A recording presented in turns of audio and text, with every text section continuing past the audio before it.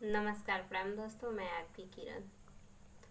अरे गईली अपने पियावा से हार छोटी नदी।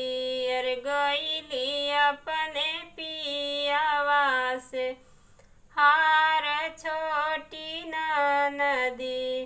खाए के मांग पिया पुड़िया पनीरिया हो, पुड़िया पनीरिया हो।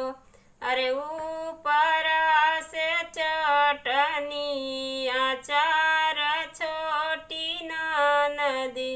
अरे ऊपर से चटनी अचार छोटी नदी। गईली अपने पियावा से हार छोटी नदी। अरे गईली अपने पियावा से हार छोटी नदी। पियही के मांग पिया भरल गेढ़ुआ हो, भरल गेढ़ुआ हो। अरे ऊपर से लोटवा गिलास छोटी नदी।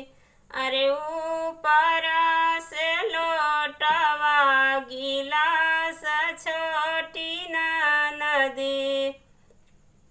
अरे गईली अपने पियावा से हार छोटी नदी। कुचही के मांग पिया जोड़ा जोड़ा पनवा हो, जोड़ा जोड़ा पनवा हो। अरे ऊपर से गुटका पुकार छोटी नदी।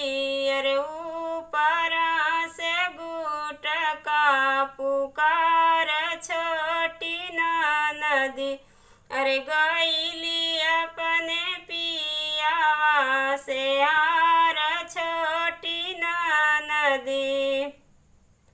सुबही के मांग पिया लाली लाली पलंगिया हो, लाली लाली पलंगिया हो।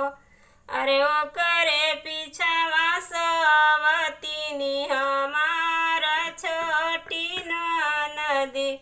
अरे ओकरे पीछवा सवतीनी हमार छोटी नदी। अरे गईली अपने पियावा से हार छोटी नदी। अरे गईली अपने पियावा से